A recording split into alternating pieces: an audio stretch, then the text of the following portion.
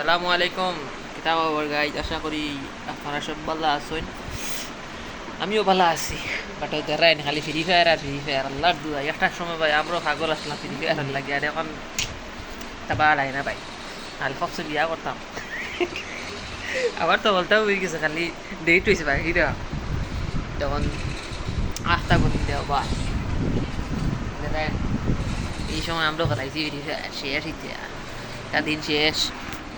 তার মুখটা দেখো, মুখটা দেখো বেটা। দে মাথা খেলা দেখাইবা অঞ্চলে।